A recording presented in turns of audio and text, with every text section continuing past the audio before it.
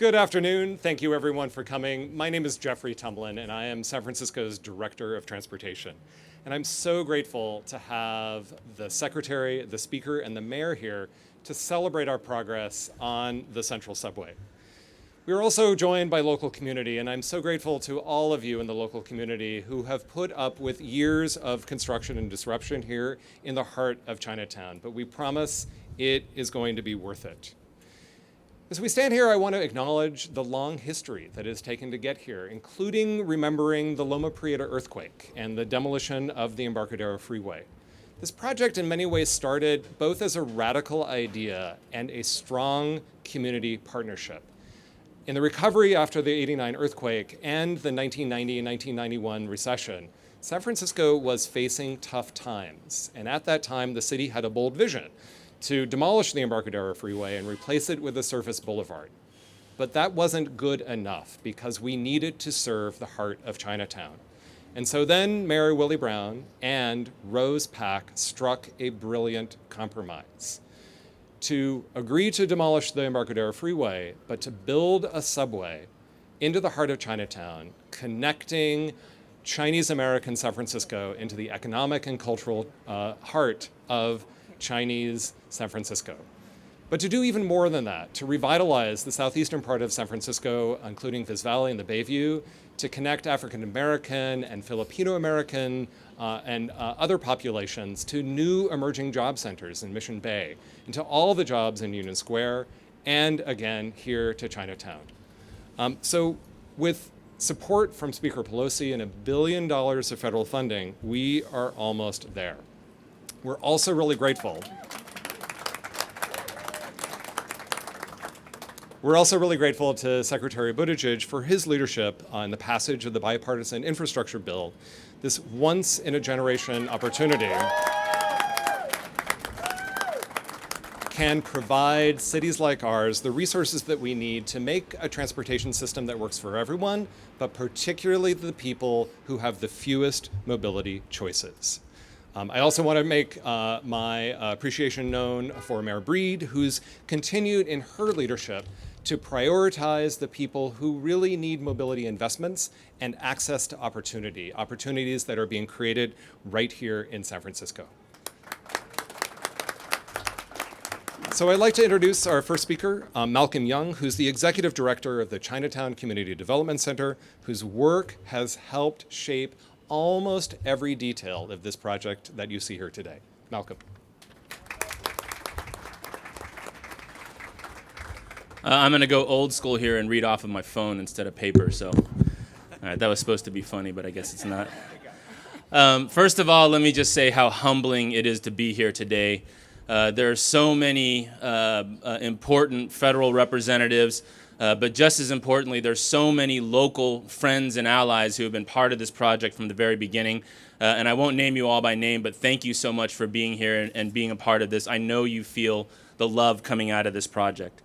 Let me extend a big Chinatown welcome to Secretary Pete Buttigieg. Mr. Secretary, I don't know if this is your first visit here, but I hope it's not your last.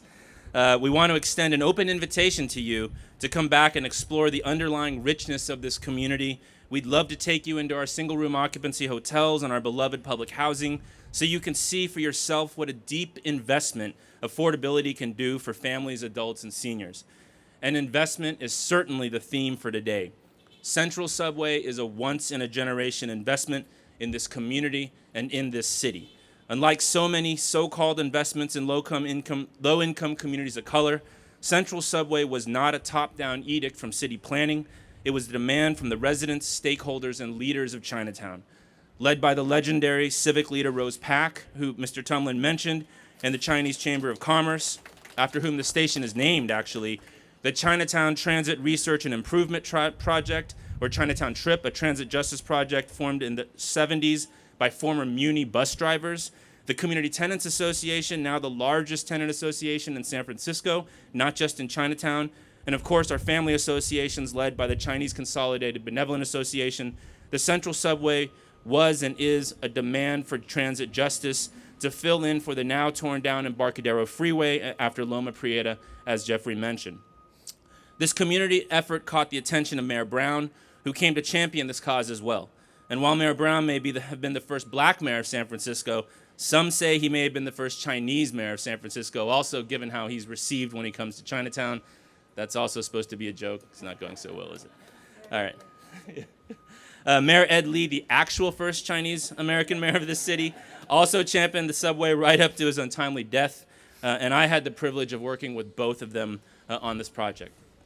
The Central Subway is an economic lifeline necessary to reconnect the historic immigrant neighborhood of Chinatown with the growing immigrant populations of the southeast neighborhoods of the city.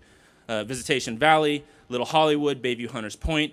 The Central Subway is also a transit gateway for regional visitors and tourists to help maintain the economic vibrancy that until most recently, the pandemic threatened to erase.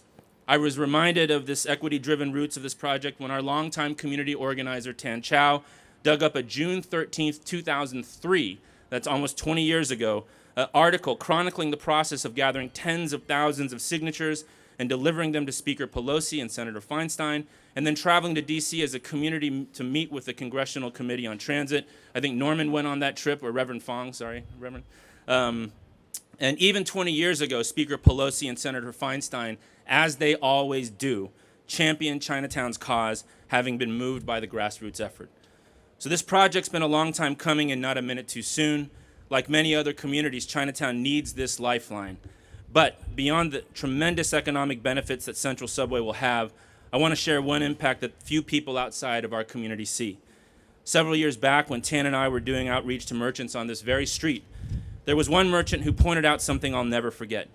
He told us that Central Subway was more than just an economic benefit.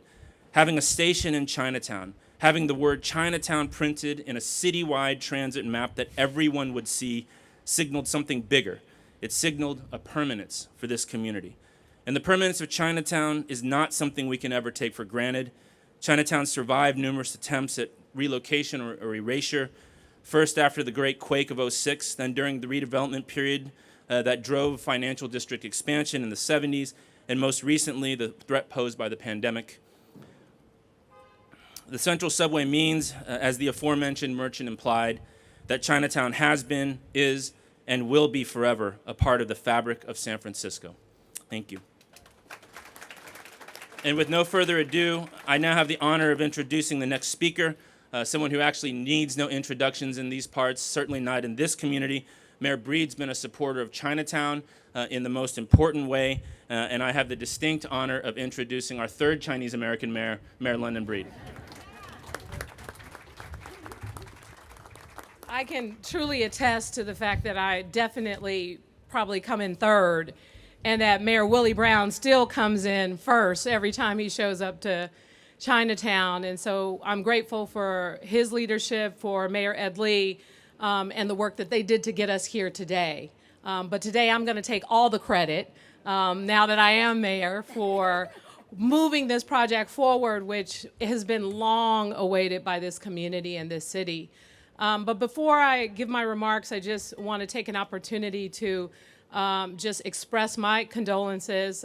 Many of you know that Queen Elizabeth II passed away today, and I wanted you all to know that on behalf of the City and County of San Francisco, we have set up a book for those who are interested in coming to City Hall to sign this book. We will then present it to our Consul General here, who represents Europe, and make sure that the community receives this book of condolences. And so thank you all so much. Many people have reached out to us to want to know exactly what San Francisco plans to do, and that's exactly what we plan to do. She was a marvelous lady, and she definitely will be missed. And again, thank you, Malcolm, and welcome everyone. I want to start by really thanking our leader, our Speaker Nancy Pelosi, and Secretary Buttigieg for joining, or maybe mayor. I like to call him mayor still because he served as a mayor, but we also are very proud of his work as Transportation Secretary because it is definitely needed. Having a mayor's perspective is so important because he really understands what it takes to get projects like this done, and thank you for bringing us all here today. I want to recognize city staff, many who have worked tirelessly to plan and build this project, and thank the community for their patience during the many, many years of construction. We know transit is the backbone of the city, and our priority right now is on our recovery and reopening. That means bringing back the transit routes and connections our communities rely on to get to work, to get to school, to get around the city, or just to come out on a beautiful day and hang out in Chinatown. What we know is that when we invest in transportation, it benefits our city and it benefits people's lives. And in April, we opened up, finally, the Van Ness Bus Rapid Transit System, which has been a huge success. People are saving up to 35% of their time now that BRT is here. That's a big difference. And that difference is bringing more people to ride the bus. And we are going to see those benefits again when the Central Subway finally opens up later this fall. It will serve some of the densest neighborhoods in the city and help connect people from Chinatown to Union Square, all the way down to Oracle Park, to Chase Center, and to the Bayview Hunters Point. The Central Subway will greatly reduce travel times and ease congestion in some of the city's busiest areas, and it will connect to our regional transit systems, BART and Caltrain, and I know we have representatives from those entities here with us today, and thank you all for your partnership and your work. It's going to connect the entire Bay Area network. That's what this is about. So with Central Subway opening soon, we already are thinking of what's to come next. I was telling the speaker, I'm like, you do so much for San Francisco and we give you love. And then soon as we give you love, just like family, what have you done for me lately? What can you do for me next, right? Well, Madam Speaker, we really appreciate you. And we ask you this, from the heart. We have the Central Subway coming soon, and we're already thinking about what's coming next. We have so much more to do, more planning, more maintenance, more building. We have 2 funding priorities. We want to bring our existing Muni rail system up to the state of good repair after decades of disinvestment. And second, we always want to have a subway under construction. I said my priority really was, as a native of San Francisco, to get this subway all the way to Fisherman's Wharf. But native San Franciscans know what I'm talking about. It will be amazing. But next on our list is the tunnel that will connect Caltrain and high-speed rail to our Salesforce Transit Center. That's for all you commuters in the Bay Area. That connection is so critical to the future of our city and our downtown. And yes, Secretary, we have applied for a federal grant to help fund that critical project. But welcome to San Francisco. When we invest in transit, we feel the difference. It's faster, it's more reliable, and it's a comfortable way to get us to where we need to go. It helps our economy, it helps our families, our seniors, and it helps our workers who rely on it. September is Transit Month, and I can't imagine a better place to celebrate that than with all of you. I continue to love seeing everyone ride, our kids riding free like we did when we were kids, even though we really were supposed to pay, but now we're made it legitimate. Tourists taking our cable cars and people commuting to work. This is what it means to experience San Francisco. And you know what? It feels so good. We wouldn't be here if it wasn't for the help of our Speaker Nancy Pelosi and funding from FTA's New Starts program. Thank you, Madam Speaker, for everything that you always done. I mean, I should just, print a thank you, something that she could just carry it. Thank you from San Francisco residents, because when it comes to transit, housing, you name it, she is always delivering time and time again for this community. And thank you to Secretary Buttigieg for your support and for being here in San Francisco. There are so many places across the country that you could travel, but you're here highlighting the great work we do. And under your leadership, the Biden administration has prioritized transit, especially rail, bus, rapid transit, and streetcars. You've prioritized connecting communities that have historically been cut out from economic opportunities, and we appreciate that. And you've also prioritized street safety. Recently, we received a federal grant to help make Howard Street in South of Market safer for pedestrians and bicyclists, thanks to these 2 extraordinary leaders right here. And as former mayor, you understand how critical urban connections are to making our cities more livable and more successful. That's exactly the kind of leadership we need. And we are thankful that you are joining us here in San Francisco. And if there are any other projects you think you might want to throw some funding at, just let us know. Don't worry, we have ready to go, shovel ready, whatever it takes. San Francisco is your place. But seriously, thank you for being here and all of your work and your leadership and your commitment to making public transit more equitable, more efficient, and more sustainable for our country. And ladies and gentlemen, without further ado, Mayor Secretary of Transportation, Pete Buttigieg.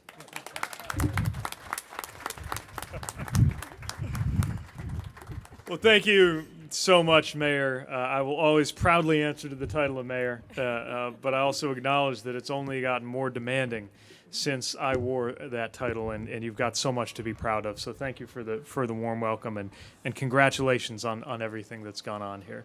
I want to congratulate Director Jeff Tumlin and thank him for the tour, and you and your team, Jeff, have so much to be proud of as well, and I know we're going to keep you busy with all the work ahead. So to the Director, to SFMTA, to the union workers who have been working for a decade, including during some of the worst years of the pandemic, to bring this to life.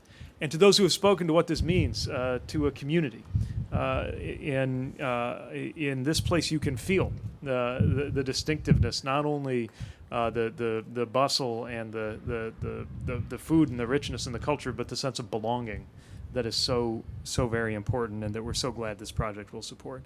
And of course, it is my honor to be at the side of Speaker Pelosi, someone who has brought so many transformative infrastructure projects like the Central Subway to the Bay Area, but also has brought so many good investments to the entire country. I spent the last few weeks on the road. We've been to Tampa, Tulsa, Northern Nevada, Minneapolis, Sandusky, Ohio, Northern New Hampshire, Southern California. Today we were in the Inland Empire. What every single one of the projects that we saw there had in common is that it wouldn't have happened without the bipartisan infrastructure law, and the bipartisan infrastructure law wouldn't have happened without the leadership of Speaker Pelosi, and we're so thankful for that.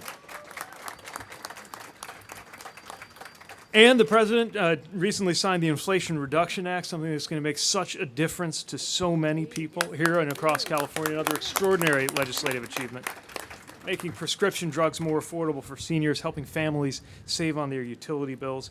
And while, unfortunately, it didn't get any Republican votes in Congress, I do want to note that that bill has widespread bipartisan support among the American people. And that's one more reason it's a good thing that it got done. Meanwhile, we're hard at work implementing the bipartisan infrastructure law, funding so many great projects. And the thing that I see and feel everywhere we go, and certainly felt it here during our visit to the Central Subway, is the passion that people bring. Not maybe because they're transportation wonks like me, but because they're passionate about their own neighborhoods and communities and families and workplaces and lives, and they know how all of that will benefit from the investments that are being made here. Now, when it comes to the Central Subway, there are so many to acknowledge. The late activist and Chinatown champion, Rose Pak, who over a decades-long career helped to save the Chinese hospital, fought to stabilize Chinatown rents, and played such a key role in the construction of the Central Subway. Someone who said that planning requires setting sites at least 100 years from now. And that kind of long-term thinking is what we believe we need to bring to the investments that we're making today. And it was a long time that this Central Subway has been in the works. The department was proud to support it a decade ago under President Obama with nearly $1 billion in funds, and is going to pay dividends for generations to come, perhaps even that 100 years into the future. It's going to better connect the most densely populated neighborhood in San Francisco to the social and economic life of the city. It'll bring tourists and residents alike to Chinatown for food and shopping, make it easier for people who live here to reach jobs, schools, and resources in the rest of the city. And of course, when most people can get around with public transit, that makes everyone better off. It means faster commutes, cleaner air. Even for the people who don't use transit, there's less congestion, which means that it truly is a win-win-win.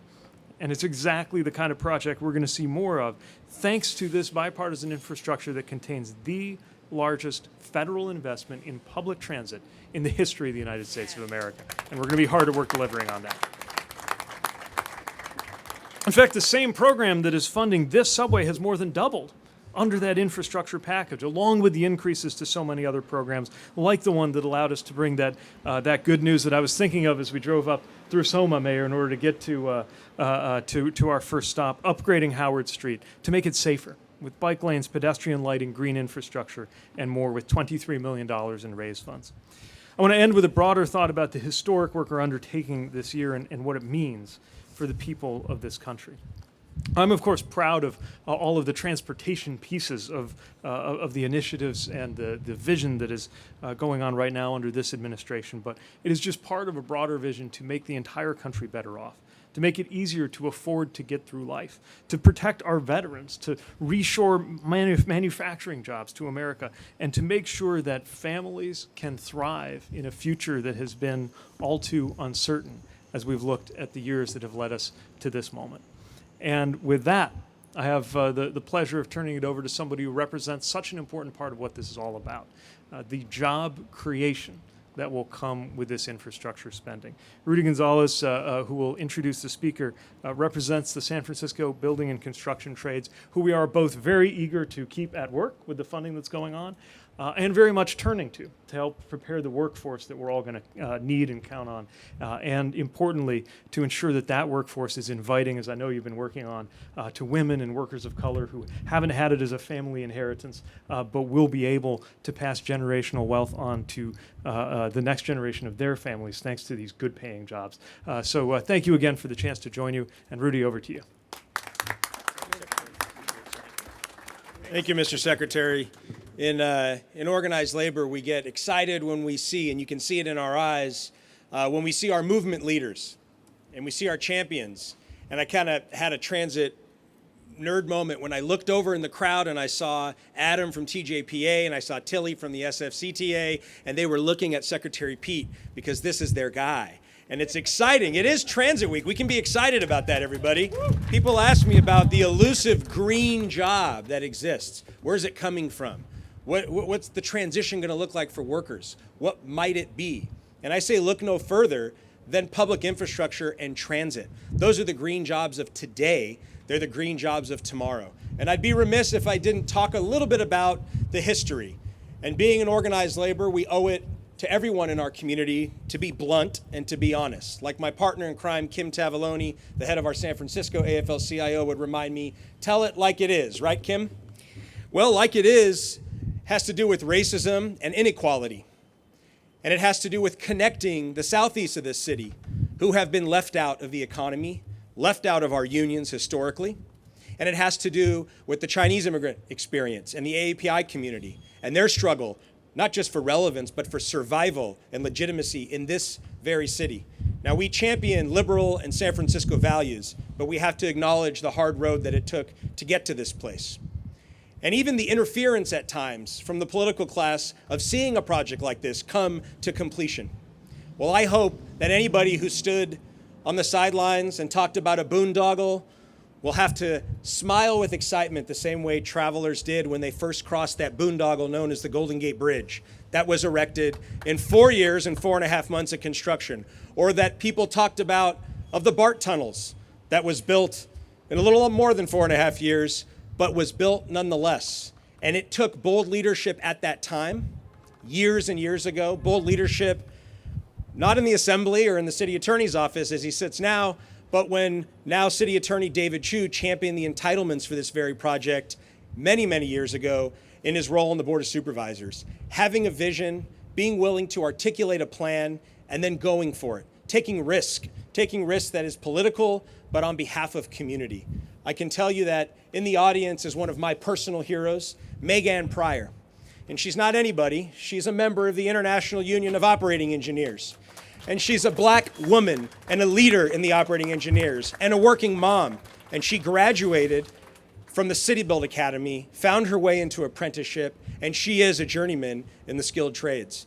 I'm honored because it is lives like hers that are changed and communities like hers that are not only connected through this green infrastructure, but that are lifted up into the working class and given a future. And then they can proudly hand that down to others. So whether we're honoring our veterans who put in time after discharge from the military, or we're giving new life and second chances to folks who have been justice involved and previously incarcerated.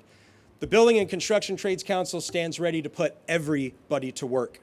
And in the most pro-union administration we've seen in our lifetimes, we know that that's possible.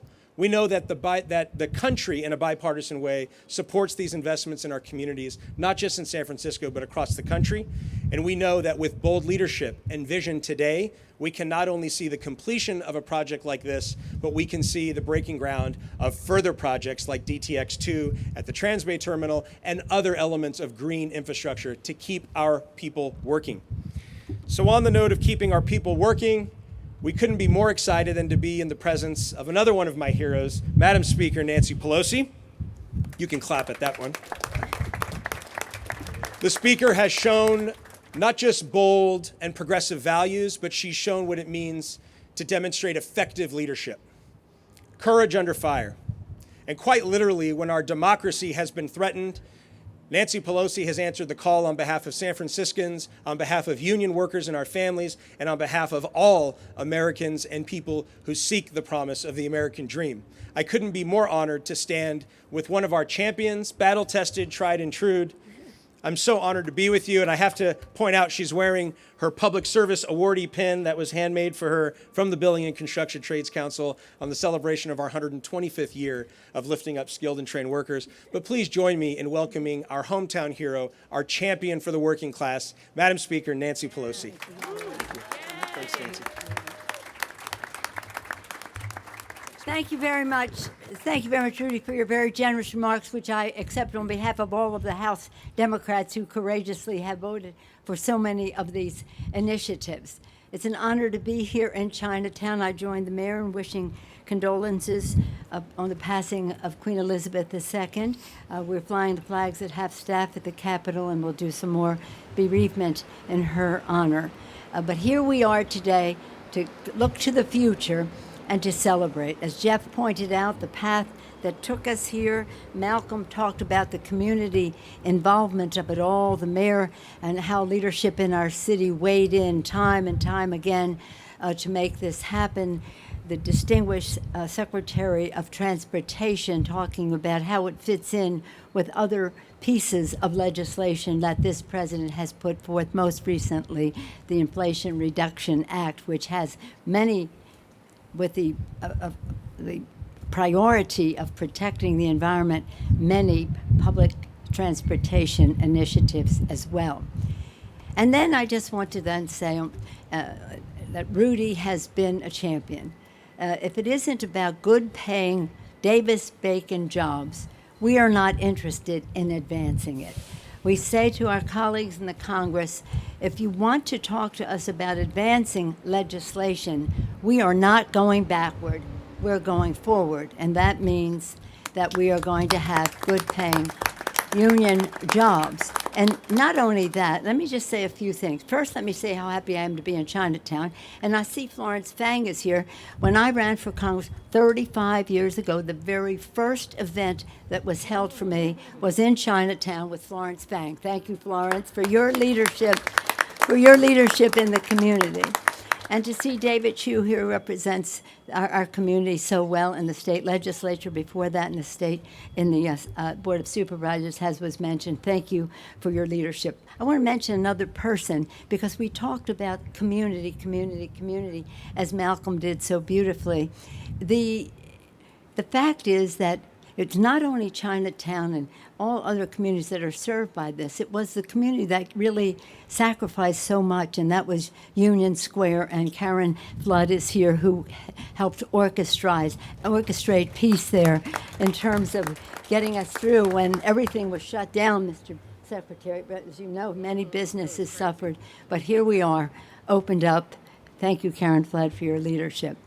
This president has been about protecting the environment. These transportation issues do that. He's about justice in our economy and in our infrastructure. $60 billion in the infrastructure bill for justice, for fairness, for equity. As the Secretary as frequently says, transportation to bring us together, not to separate us. And that is what this president is about. It's about justice. And that can only happen if we are listening to the communities and opening opportunities for work to previously underrepresented people, whether it's women, people of color, whatever it is, with apprenticeship programs, which are in that bill, but also in our CHIPS and Science bill, which weds with this in a very important justice way, which are in our Inflation Reduction Act, which interacts with this in a very important way. So we have to be grateful to the president for his leadership, his value system that has impacted so many of the initiatives in these laws. And then I want to say about community. I've been here a long time, as the mayor indicated. We've been through a lot of projects, starting with Art Agnos, and Art Agnos was really instrumental in the transition from the earthquake to where we are today, as well as Willie and Gavin Newsom and Mayor Lee, and now our very dazzling mayor, Mayor London Breed. Thank you, Mayor Breed, for your tremendous, tremendous leadership, for putting it all in perspective for people, to always showing what comes next. But when we're talking about this in the Congress, I'll just tell you this, come in closer. When we allocate resources, we want to see it happen. There's competition for all of it. We want to see dirt fly. We want to see it happen. And so when the community comes together in advance or in the course of all of this, we know that dirt will fly because people have come to agreement. We won't be in court the whole time. We'll be underground or opening up beautiful, beautiful. You get my point, Malcolm? Absolutely. We've been there, right, Mayor? And some of you and all of this. So in any case, this is cause for celebration. Yes. I was telling them when we were doing the groundbreaking a number of years ago, we're sitting there. I think by then it was Willie there on the stage, and all of a sudden, we started jumping up and down with joy. Of course, we were excited about the project, but we found out that the Giants had made it to the World Series, that they had won the pennant. So we all have our, shall we say, sense of community, and this project will connect us to the Warriors, right, ma'am? Yes. Yeah. Yes, If you have a ticket to the game, you get a free ride on this. The mayor promises that. On behalf of the Golden State Warriors. But in any event, to all of you, to so many here, Kim, thank you for your leadership as well. But I want to get back to the person who introduced me, Rudy Gonzalez. When you're talking to Rudy and the other leaders of the building trades, their big interest are their workers. Are they going to have jobs? Are they going to have good paying jobs? Are we going to be able to lift people up in a way that has justice, fairness, and opportunity? And not just jobs, jobs that can lead to ownership, equity of all that is going on. So again, for saving the planet, okay, oh, thank you, Jeff. For saving the planet, for safety in our community, in this system, for just moving kids, as the mayor said, to school, parents to work, families to community involvement, shopping, and the rest. It's so perfect that we have this celebration here in Chinatown. Thank you all for making it possible. And again, I said to the secretary, our hopes are riding on you. Thank you, Mr. Secretary. Thank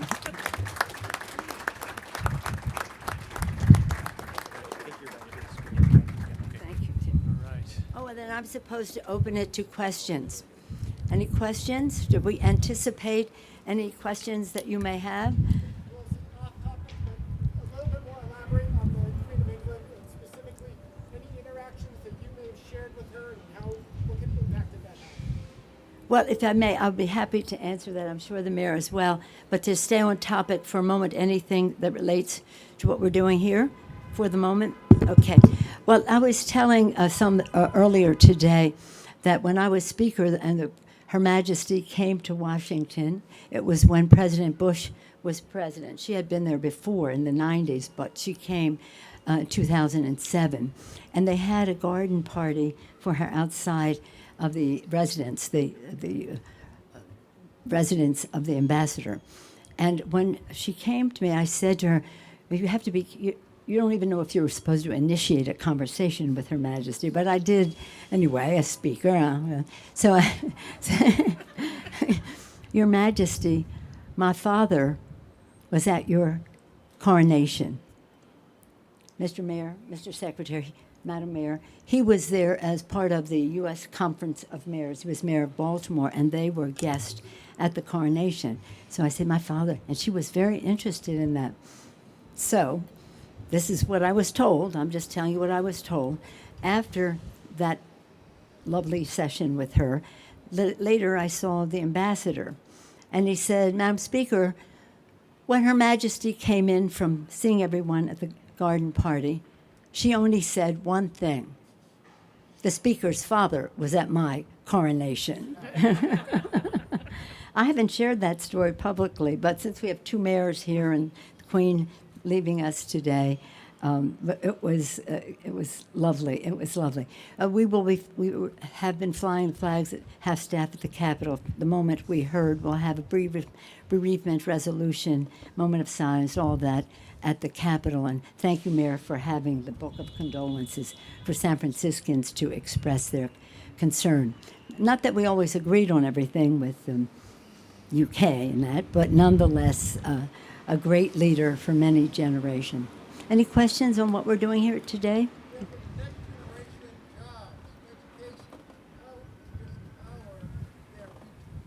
Well, thank you for asking that, because I mentioned and I'm going to yield to the Secretary on this as well. I mentioned the CHIPS and Science Act. We've been negotiating this bill for a long time. There were people who said, just do the CHIPS, let's just get it over with the CHIPS. And we said, that's fine for now. But for the future, we need the science piece. The science piece is about education. It's about research. It's about involving many people in the community have previously not been able to participate, people of color, women, etc. So that part of that bill directly relates to what we are talking about here today, as well as what we did in the infrastructure bill and the rest. This project precedes all of that legislation, but it still needs the people to make it happen.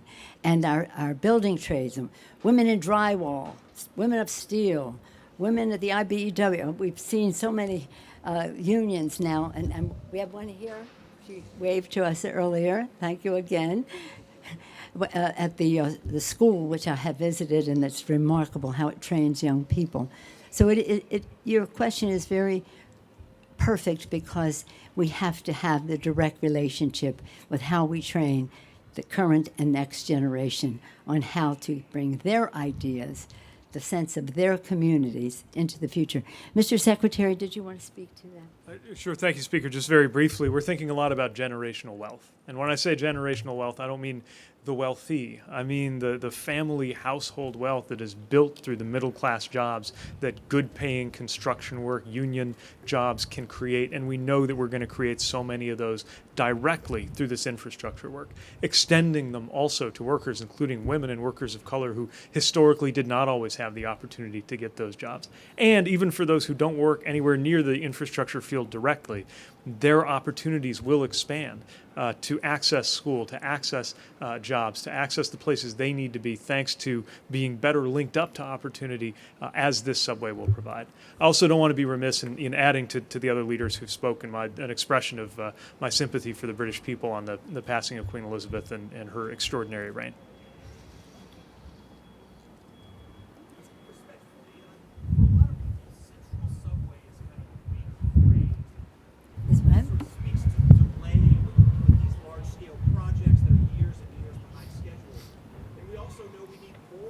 Yes. What do you say to folks who do need to get on board for the next big project, that the next big project won't be years behind schedule and over budget? How do we solve that? Well, the fact is, what is happening here today should give people great hope that it can happen when there is cooperation, when there is community involvement, where is recognition about how needed this is.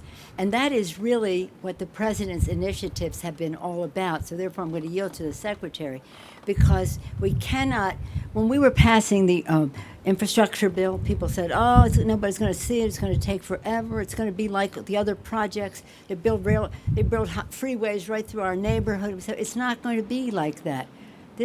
We're celebrating what we're doing here today. But in celebrating that, we are recognizing that things will be done differently, and because of the leadership of the president insisting on justice and fairness and safety and the rest, it will be done again with community involvement, which frequently can speed up the process. Right, Mr. Secretary? Indeed, we feel the expectation and the pressure to deliver everything we're funding on time, on budget, and on task. And that's not an easy thing. But one of my favorite things about transportation projects is that good ones make skeptics into believers. Seeing is believing, and when you get that benefit, it is something that everybody is glad for. But the tendency of large projects to take longer and cost more than expected is one that goes back through human history to the ancient Romans, and it's one that we are up against and fiercely working to combat, because we know we've got to get every ounce of value out of this $1.2 trillion, about half of it for transportation, that the Speaker and the Congress and the President have entrusted us with delivering. Madam Mayor, did you want to I would like to add something to that, because thank you both to our Speaker and our Secretary for putting it into perspective. I mean, I haven't heard one complaint about the BRT on Van Ness since it opened. And it was definitely not on time and not on budget. And I understand the challenges that exist. You got to remember, San Francisco is a very dense city. There are complications underground, pipes and other infrastructure that hasn't been looked at or opened for decades. And so I'd rather be delayed in the project and do it right and make sure it's safe and make sure it's secure than to rush through to try and meet a deadline. These are some of the things that we have to deal with as a result of making San Francisco a better place for the future, making San Francisco a more transportation-friendly network for the entire region. We can't just be concerned with what happens with us today. We have to be concerned about what happens with us tomorrow and the next generation as we try and deal with the challenges of making this transportation system work. I often say to people, like, I wish people who came before me would have thought about putting everything underground so that our entire transportation network functioned that way. But that didn't happen. So we're trying to make up for some things that did not happen. And this is just going to be, sadly, the price you pay. But what we appreciate is that we have the resources and the support from our federal leaders like never before. And that means more opportunity to make things a reality. Many of us never thought the possibility of even going to Fisherman's Wharf underground would even be seen in our lifetime. And the reality is it could be. So I'm looking at being optimistic and hopeful about the future, and we're going to be just inconvenienced a little bit in the process. I just may say earlier, and I don't know if she's still here, we were joined by the Lieutenant Governor of California, Eleni Kounalakis, that she had to go, but she was with us earlier. So we have our shared values at the state level. Thank you, David, for being here at the federal, state, and local level. Yes? Last question. Yeah. Local transit agencies, including UNI, are becoming increasingly reliant on federal funds due to COVID and other factors. So what would you, Secretary Pete, or anyone else say about the increased role that the federal government should play in helping fund local agencies? Well, what I'd say is that transit is important not only for those who ride it, but it's also in the national interest. The more people choose transit, the more people have excellent access to transit, the stronger our overall economy. And it is no less a part of our fight against climate change than EVs or anything else we're doing to make sure that we prevent the worst climate outcomes. So in addition to wanting to support local communities, in addition to being so proud and so thankful for the action that the Speaker and Congress and President and others took just to keep transit going, growing during the worst days of COVID. We also know that we need to invest in a future that may look different. We don't have a crystal ball to say exactly how commuting patterns will look 5 or 10 years from now. But what we do know is that it will never cease to be important for people to have safe, clean, affordable, convenient, dignified ways to get to where they need to be. And transit is at the absolute core of how to make that happen. All right, thank you, everyone. Thank you all very much. Thank you. Thank you so much. Thank you so much. Oh, we have to use